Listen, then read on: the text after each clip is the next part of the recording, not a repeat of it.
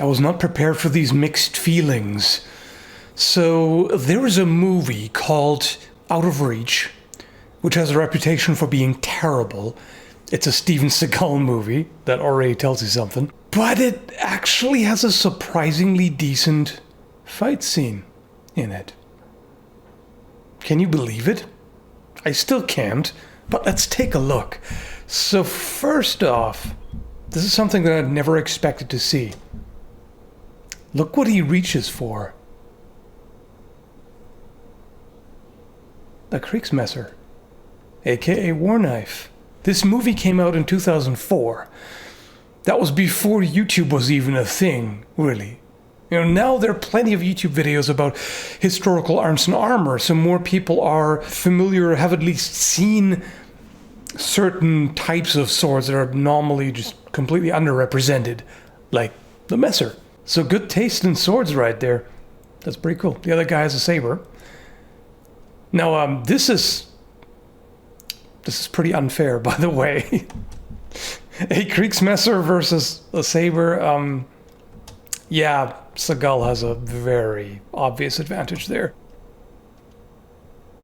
Okay, it starts terrible, all right? But trust me, it actually gets decent. So it starts out with the usual silly Hollywood sword push. I've made a video about that, about how dumb it is.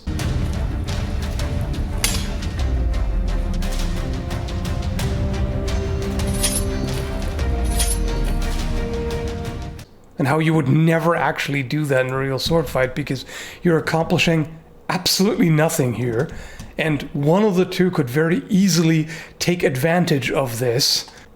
Yeah, so the angry push is super stupid. But then, look at that. Deflectional parries. When have you seen that in a movie? In a movie sword fight? That's unusual. Because normally they just clang swords. You know, they just clash them together. But the fact that he's actually performing a deflectional parry here is something else. And here he does a displacement with the spine of the sword. Again, not something that I'm used to seeing in movies. That's the kind of finesse that you pretty much never find. That's a real sword fighting technique right there. Again, boom. Although it's hilarious that they kept this in. His sword breaks right there. They left that in. It's hard to see because the resolution isn't great and it's far away, but yeah, you can see it broke right there. And they were like, good enough. Continue. And this is how you defend against thrusts. One of the ways. He moves out of the way to be extra safe and he uses his own blade to displace it and guide it off to the side. Yeah. That's legit. And here again, nice deflection. Nice parry right there. Beautiful, perfectly executed. You really can't complain about that. And the other guy does it too. He does a hanging parry here with a saber, which is quite common. So I'm shocked. I'm surprised and shocked to see this. But of course they have to finish it in a silly way. Right? You can't have a realistic sword fight all along the way, right?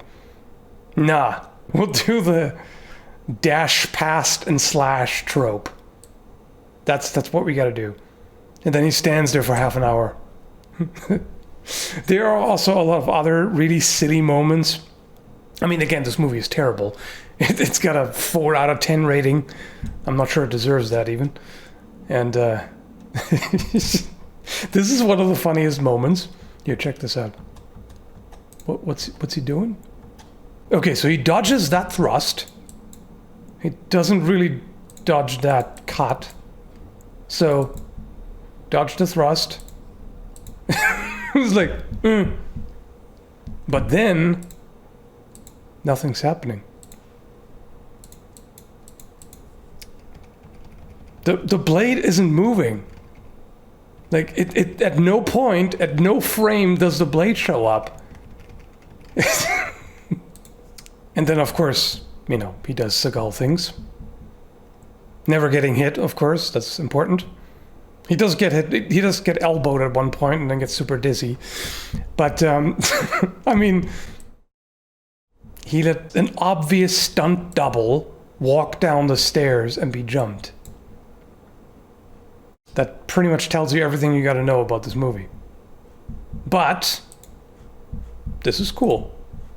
This type of sword, and the fighting there, you know, actual, realistic, proper parries. Credit where credit is due, shall we say. It is what it is. Thanks for watching.